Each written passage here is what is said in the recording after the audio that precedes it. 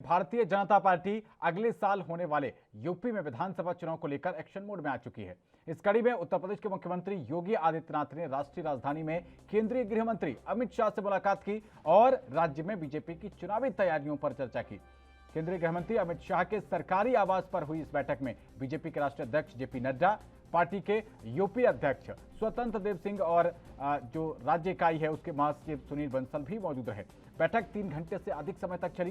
सूत्रों के मुताबिक उत्तर प्रदेश में अगले साल होने वाले विधानसभा चुनाव के लिए बीजेपी की चुनावी तैयारियों की ये बैठक का मुख्य एजेंडा रहा। सूत्रों का कहना है कि केंद्रीय गृह मंत्री अमित शाह, नड्डा, आदित्यनाथ और अन्य ने बीजेपी की चुनावी तैयारियों और चुनाव तक पार्टी के आगामी कार्यक्रमों पर चर्चा की है। सूत्रों का कहना है कि बैठक में समाज के सभी वर्गों तक पहुंचने की भाजपा की रणनीति पर भी चर्चा की गई। सूत्रों का कहना है कि हर जाति और समुदाय को जीतने की योजना चर्चा का हिस्सा थी, क्योंकि पार्टी सभी का समर्थन हासिल करने के लिए कड़ी मेहनत कर रही है। यह भी पता चला है कि जन आशीर्वाद यात्रा पर जनता की प्रतिक्रिया पर भी चर्चा हुई है। बता दें कि अगले साल होने वाले विधानसभा चुनाव को ध्यान में रखते हुए पिछले महीने उत्तर प्रदेश के 7 नेताओं को केंद्रीय मंत्रिमंडल में शामिल किया गया था। उत्तर प्रदेश के नवनियुक्त मंत्रियों में अपना दल की अनुप्रिया पटेल को छोड़कर सभी बीजेपी से हैं। जून के बाद से आदित्यनाथ की दिल्ली की ये तीसरी यात्रा थी। उत्तर प्रदेश में बदलाव की अटकलों के बीच योगी आदित्यनाथ ने पहले 2 दिनों के लिए राष्ट्रीय राजधानी का दौरा किया था और प्रधानमंत्री नरेंद्र मोदी, जेपी नड्डा और अमित शाह से मुलाकात की थी। पिछले महीने संसद के मानसून सत्र के दौरान यूपी के सीएम नड्डा के साथ राज्य के सांसदों के साथ वो बैठक में मौजूद थे। वहीं उत्तर प्रदेश कांग्रेस अपने जय भारत महासंपर्क अभियान के जरिए लोगों को ये बताने की कोशिश कर रही है कि यूपी की इस बिगड़ी हालात के लिए कौन जिम्मेदार है। इस अभियान में पार्टी जनता को ये बताने का प्रयास करेगी कि कांग्रेस पार्टी ने अपने शासन के दौरान देश के लिए क्या क्या किया। इस दौरान 2 पुस्तकों हम कांग्रेस के लोग और भारत के खिलाफ संघ का प्रचार, इन 2 पुस्तकों के जरिए लोगों को कांग्रेस के साथ जोड़ने की कोशिश की जाएगी। कांग्रेस ने यूपी में अपने आप को मजबूत करने और अपनी सियासत की जो ताकत है वो दिखाने के लिए अगले 3 महीने में हर गांव तक पहुंचने और संगठन को खड़ा करने की अहम रणनीति बनाई है। कांग्रेस ने करीब 1.5 लाख कार्यकर्ताओं को प्रशिक्षित करने का टारगेट रखा है। कांग्रेस के संभावित विधानसभा प्रत्याशी और पार्टी नेता संपर्क अभियान के तहत गांव-गांव में जाकर खाट, चौपाल और पंचायतों में बैठकर जनता की नब्ज टटोलने का प्रयास करेंगे और साथ ही उन्हें पार्टी से जोड़ने की कवायद भी करेंगे, ताकि आगामी चुनाव में पार्टी मजबूती से लड़ सके।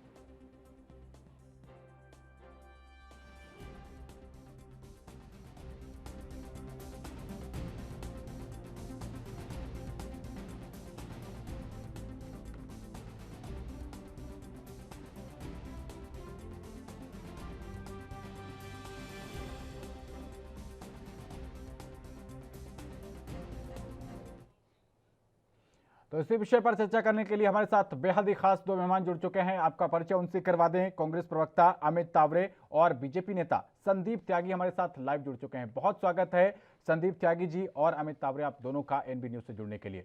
सबसे पहले आपसे ही शुरुआत करते हैं। संदीप त्यागी जी, एक बार फिर से योगी आदित्यनाथ दिल्ली में है और जब दिल्ली पहुंचते हैं तो कई अटकलें जो है वो शुरू हो जाती हैं। क्या योगी मंत्रिमंडल में जो पद खाली पड़े हैं वो भरने को लेकर भी ये चर्चा हुई है? ये तो शीर्ष नेतृत्व को जानकारी है, जिस बात की जानकारी नहीं, लेकिन आदरणीय योगी आदित्यनाथ उत्तर प्रदेश के मुख्यमंत्री और जेपी नड्डा पार्टी के राष्ट्रीय अध्यक्ष हैं, तो उन लोगों की आपसी एक बैठक चल रही है, संगठन को लेकर के चल रही है, आगामी रणनीति बनाने के लिए बैठक चल रही है। अब ये कहना मतलब मेरे लिए बहुत मुश्किल होगा, मतलब कठिन होगा कि वो बैठक मंत्रिमंडल के विस्तार के लिए चल रही है, किस लिए चल रही है, लेकिन पार्टी को, संगठन को मजबूत करने के लिए वो बैठक चल रही है, ये मैं कह सकता हूँ। लेकिन जो जन आशीर्वाद यात्रा हो रही है, सामने ये भी आ रहा है कि जैसा रिस्पांस आप चाह रहे थे वैसा रिस्पांस नहीं मिल रहा है। क्या घबराहट हो रही है थोड़ी?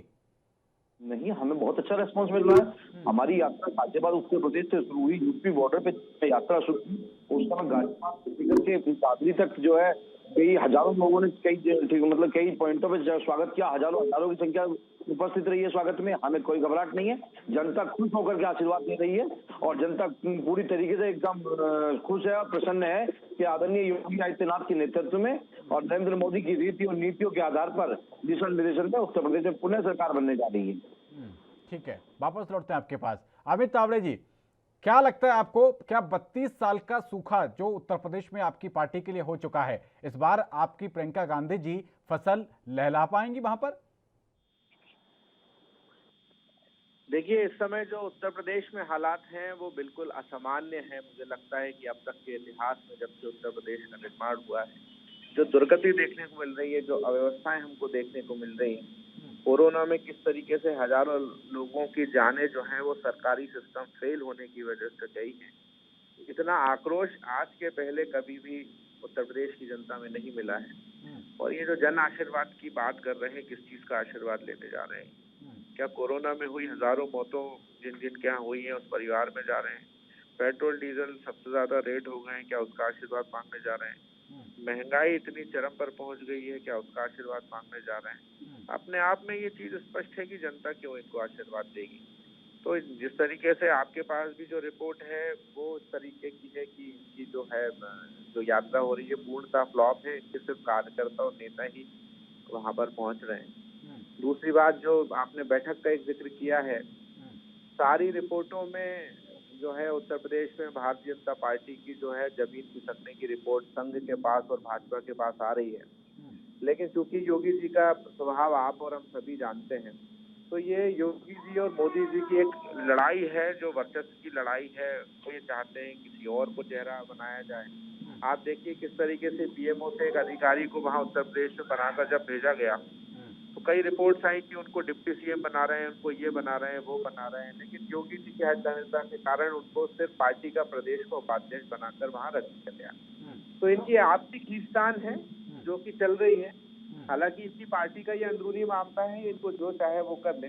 लेकिन इस चुनाव में जो है, मैं आपको बड़े भरोसे के साथ कहना चाहता हूँ कि भारतीय जनता पार्टी की हवा पूरी तरह से खिसक गई है। जनता जनार्दन जो है इनको घर बिठाने के लिए आतुर है। यदि आज भी चुनाव हो जाए तो इनके आधे से ज्यादा प्रत्याशियों की जमानतें जब्त होंगी। ठीक है अमित तावड़े जी, पहले राउंड में मैंने आपको बिल्कुल बिना किसी टोका टाकी के जवाब पूरा करने दिया। अब आप ये बताएं कि क्या आप इनकी अंतर कलह को ही बड़ा मुद्दा बना रहे हैं? क्या कांग्रेस पार्टी के पास अपना कोई विजन है कि वो 32 साल का सूखा दूर कर सके, या फिर सूखा आपके लिए बरकरार रहेगा आने वाले समय में भी, या फिर आप जो पिछली बार आपने नारा दिया था 27 साल यूपी बेहाल, और उसके बाद आप उन्हीं यूपी बेहाल करने वाले लोगों के साथ मिल गए, आप साइकिल पर चढ़ गए थे? आपने बहुत अच्छा सवाल किया है। हमारे पास 27 साल का ही नहीं, हमारे पास 130 साल पुराना इतिहास है। हमारी पार्टी का एक गौरवशाली इतिहास है। हमारी, आप किस चीज की बात करें, मैं एक एक मुद्दे पे बात करूंगा तो मुझे लगता है कल इस टाइम तक 24 घंटे भी कम पड़ जाएंगे। चाहे आजादी की लड़ाई की बात करें, जनता जनार्दन के साथ कांग्रेस पार्टी ने आजादी की लड़ाई लड़ी। चाहे जवाहरलाल नेहरू जी के टाइम जो विकास कार्य हुए हों, चाहे लाल बहादुर शास्त्री जी के कार्यकाल की बात कर लें, इंदिरा जी की बात कर लें, या आज तो अमित जी, ये सारी चीजें आप बता रहे हैं, यूपी की जनता को ये सारी चीजें क्यों नहीं दिखी? 27 साल आपको क्यों सूखा झेलना पड़ा? मुझे मुझे मुझे आप थोड़ा सा समय देंगे तो मैं आपको बताऊंगा। चाहे 20 अगस्त आज है और आज राजीव जी का जन्मदिन है। मेरे जैसे युवा जिनको ने 18 साल की उम्र में मतदान करने का अधिकार दिया, कंप्यूटर भारत में लाए, तो ऐसा बहुत लंबा हमारा इतिहास रहा है। अब लोकतांत्रिक व्यवस्था के तहत जनता जनार्दन कभी कभार परिवर्तन चाहती है, तो उनको ऐसा लगा होगा तो भाई हमको मौका नहीं दिया। लेकिन निश्चित तौर पर यदि आज भी आप आकलन करेंगे तो एक बहुत लंबा समय जो है आजादी के बाद इस देश में जो है जनता जनार्दन ने कांग्रेस पार्टी को दिया। पिछले विधानसभा की बात भी हम कर ले तो मध्य प्रदेश, राजस्थान, छत्तीसगढ़ में भी जनता ने हमको आशीर्वाद दिया। ये इनकी झूठ के प्रचार में इन्होंने जनता को गुमराह करने की कोशिश करी। उस चीज में ये लोग बहुत हद तक सफल हुए, लेकिन देर सवेर सही जनता को ये चीज समझ में आई। कहाँ गए वो नारे कि बहुत हुई महंगाई की मार, अब की बार मोदी सरकार, ठीक है, जवाब लेते हैं। पेट्रोल डीजल की मार, अब की बार मोदी सरकार। ठीक है, तो ये सब सारी चीजें जो है जनता को अब समझ में आ चुकी है। और ये जो कहते थे कि इस बार मोदी जी की आंधी तूफान नहीं सुनामी है, तो सुनामी के बाद तो सब कुछ बर्बाद ही हो जाता है, जिस तरीके से उन्होंने देश को बर्बाद कर दिया है। ठीक है संदीप जी, जिस तरीके से वो कह रहे हैं कि उनकी तैयारियां बहुत तेज हैं और गौरवशाली इतिहास रहा है उनकी पार्टी का, 2 पुस्तकें लॉन्च कर रहे हैं वो, जिस तरीके से आपने पुस्तकों के माध्यम से एक फिजा बनाई, आपकी पार्टी का जो एक पेरेंट संगठन कहा जाता है आरएसएस, उसने जो ग्राउंड लेवल पर काम किया वो अब शुरू हो रहा है। इससे पहले इनके भी कांग्रेस सेवा दल नाम के कई संगठन हुआ करते थे जो ग्राउंड पर जो जड़ें मजबूत करने का काम करते थे। वही चीज है, प्रियंका गांधी जी बहुत जोश के साथ चुनौती दे रही हैं। सर, मैं बता देना चाहता हूं कि बिल्कुल सही कह रहे हैं। इनकी पार्टी का गौरवशाली इतिहास रहा है। इनकी पार्टी के गौरवशाली इतिहास में जब इनकी सत्ता में सरकार आई थी तो इन्होंने आकाश से लेकर धरती तक, पाताल तक को बेचने का काम किया। तो ये गौरवशाली इतिहास कांग्रेस की सरकार ही कर सकती है और कोई राजनीतिक पार्टी नहीं कर सकती है। दूसरी बात मैं बता देना चाहता हूँ, विकास की बात करते हैं तो विकास, आप अपना विकास उठा के देख लीजिए और आदरणीय नरेंद्र मोदी जी के विकास को देख लीजिए कि विकास किसने किया है। पूरा देश जानता है, पूरा देश जानता है कि जिस प्रकार से प्रचंड बहुमत के साथ में 2014 के इसमें और फिर उसके बाद में उनके कामों को देख करके, उनकी नीतियों को देख करके 2019 के चुनाव में जनता जनार्दन ने जो फैसला किया, जो लोकतंत्र दिया, जो मतलब सीटें दी, उसको करने का काम पूरा देश देख रहा है कि कितने प्रचंड बहुमत के साथ नरेंद्र मोदी की सरकार बनी। और उसी प्रचंड बहुमत के साथ में 2017 में आदरणीय योगी आदित्यनाथ की सरकार बनी। 14 साल का हम लोग 14 साल के दंश को झेल करके आए, तो पर जनता को दिखाई दिया कि 14 साल जो उत्तर प्रदेश को बदहाल किया, उस प्रकार कांग्रेस ने भी उससे पहले देश को बर्बाद करने का काम किया।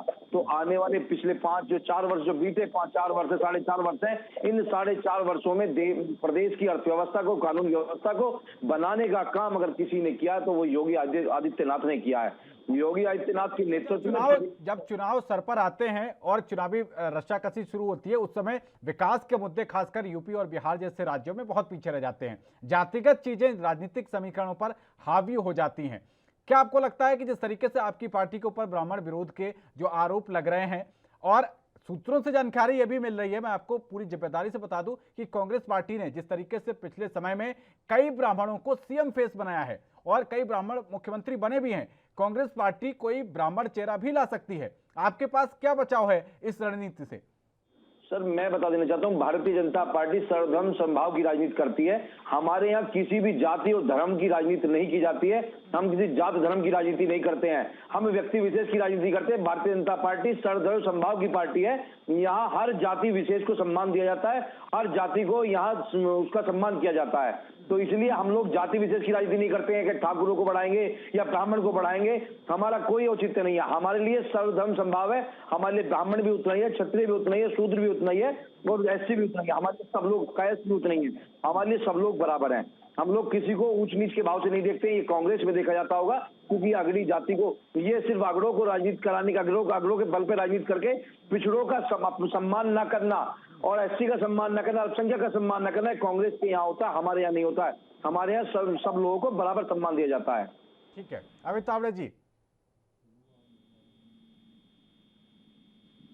लगातार झूठ बोलने वाले लोग हैं, क्योंकि इनकी पार्टी का, इनके 1924 में बने राष्ट्रीय स्वयं सेवक संघ का आजादी में कोई योगदान नहीं है। तो निश्चित तौर पर स्वाभाविक है कि इनके पास झूठ बोलने के अलावा कोई बात नहीं है।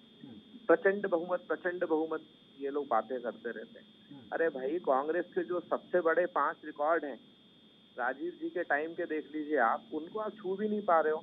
प्रचंड बहुमत वो होते हैं कि आपके बहुमत होते हैं प्रचंड, इसको प्रचंड बहुमत नहीं कहा जाता। भाई आप जरा गूगल करिए, जरा आजकल तो नेट पे सब चीजें उपलब्ध हैं, देखिए कि इस देश में प्रचंड बहुमत कब मिला है, अपने आप आपको पता चल जाएगा। रही बात जातिवाद की बात करने वाले, मध्य प्रदेश में भाजपा की प्रदेश कार्यकारिणी का जब गठन हुआ, हर पदाधिकारी के सामने उसकी जाति हुई। इसमें बड़ा मध्य प्रदेश में इस चीज को लेकर बवाल भी हुआ था, विरोध भी हुआ था।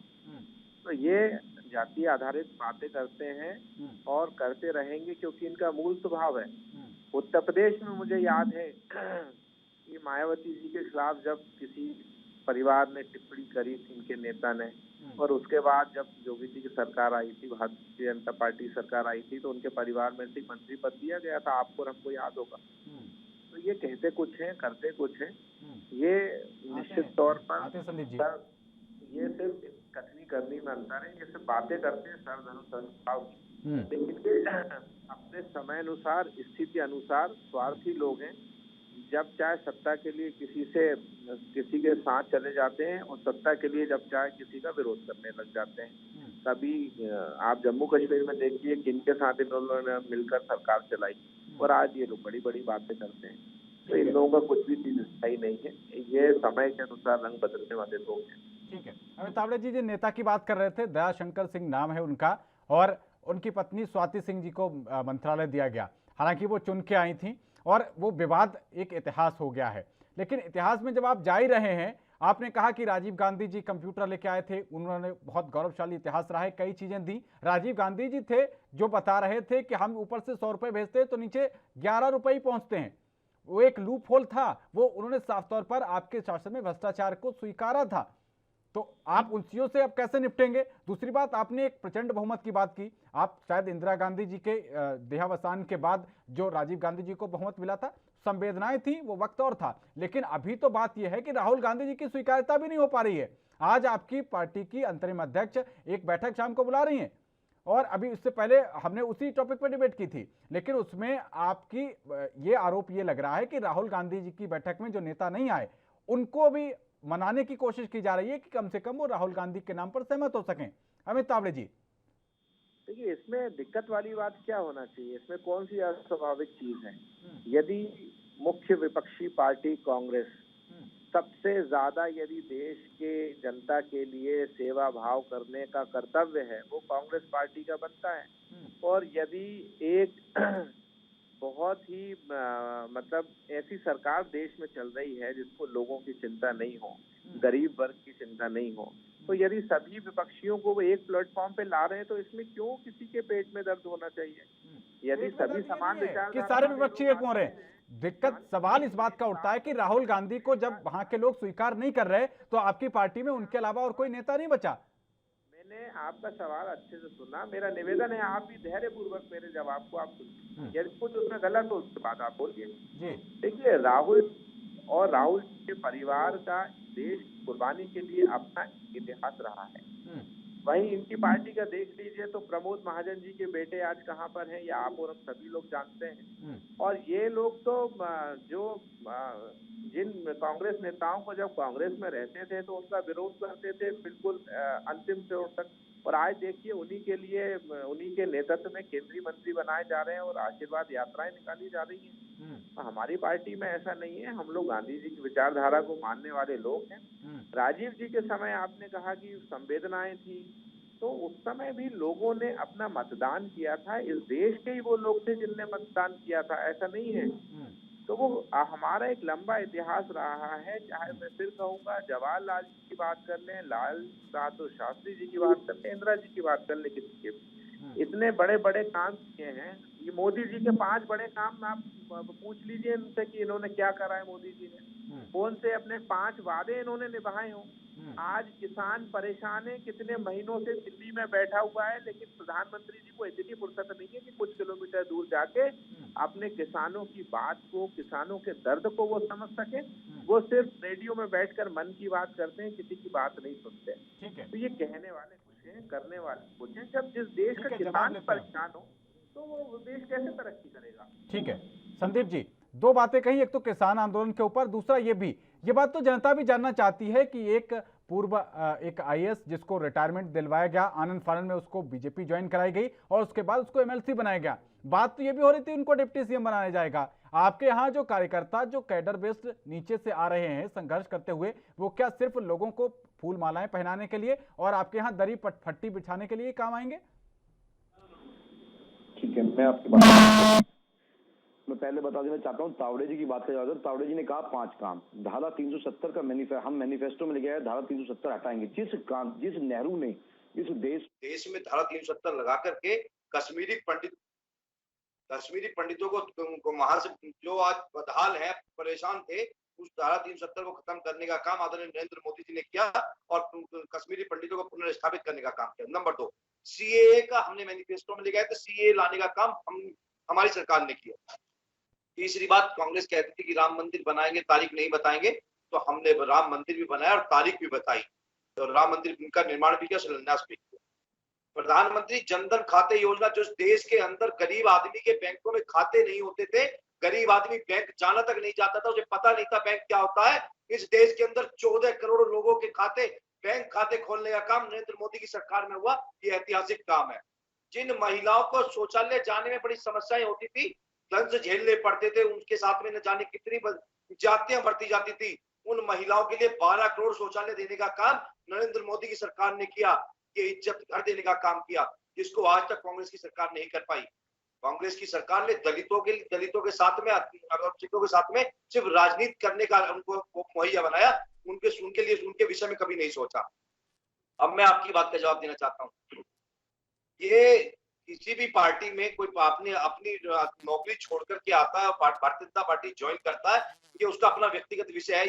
ये पार्टी छुड़वाई नहीं जाती है कि आप सरकार नौकरी छोड़ दीजिए और बीजेपी ज्वाइन कर लीजिए, ऐसा कहीं नहीं। उनकी मानसिकता थी, उनकी सोच है कि वो नरेंद्र मोदी के नेतृत्व में काम करना चाहते हैं, क्योंकि वो गुजरात कैडर से आए हैं, उन्होंने नरेंद्र मोदी के साथ काम किया है, वो नरेंद्र मोदी की नीति और विचारधारा से प्रभावित थे, इसलिए उन्होंने भारतीय जनता पार्टी को ज्वाइन किया। दूसरी बात, ये भारतीय जनता पार्टी एक ऐसी लोकतांत्रिक पार्टी है जिसके अंदर चाय बेचने वाला प्रधानमंत्री बन सकता है, किसान का बेटा राष्ट्रीय अध्यक्ष बन सकता है, और एक गरीब का बेटा सांसद बन सकता है, विधायक बन सकता है। ये Congress party, Samajwadi party, Bahujan Samaj party नहीं है कि ये वंशवादी पार्टी है। यहाँ का राष्ट्रीय अध्यक्ष सोनिया गांधी, राहुल गांधी, राजीव गांधी, इंदिरा गांधी बनेंगे, यहाँ ऐसा नहीं है। हमारे यहाँ केवल और केवल मतलब एक जो अभी बताया कि प्रमोद महाजन के बेटे आज कहाँ है, प्रमोद महाजन ने अपने बेटे को राजनीति करने के लिए नियुक्त किया, उनके बेटे जहां होंगे। हमारे यहाँ बेटा राजनीति नहीं करता है, बाप राजनीति करना जरूरी नहीं है, बेटा राजनीति करेगा। ये वंशवाद की रीति और नीति कांग्रेस और समाजवादी के अंदर चलती है, भारतीय जनता पार्टी में नहीं चलती है। ठीक है, आपने कहा कि नरेंद्र मोदी जी के साथ वो काम करना चाहते थे, जैसा कि विपक्ष आप पर आरोप लगाता है, सभी पार्टियां लगाती हैं कि गुजरात के लोग पूरे देश को चला रहे हैं, तो क्या नरेंद्र मोदी के अलावा बाकी और कोई आपकी पार्टी में ऐसा व्यक्ति नहीं है जो कम से कम राज्य के मुद्दों को देख सके? राज्य की जिम्मेदारी अगर सीएम योगी को सौंपी गई है तो राज्य से जुड़े हुए मामले उनको क्यों नहीं हैंडल करने दिए जाते? क्यों उनके नीचे दो बैसाखियां लगा दी, एक केशव प्रसाद मौर्य के नाम की दो उप मुख्यमंत्री? सर, कौन से आपके राज्य में आपने दो उप मुख्यमंत्री बनाए हैं, जरा बताइएगा। मेरी बात तो सुनिए आप। गुजरात में हमने से पहले गुजरात में बनाए थे 2 मुख्यमंत्री। मेरी बात सुनिए आप। मैं आपको बता देना चाहता हूं, मैंने ये नहीं कहा मोदी जी के साथ काम करना चाहते हैं, मैंने ये कहा कि मोदी जी की विचारधारा के साथ काम करना चाहते हैं।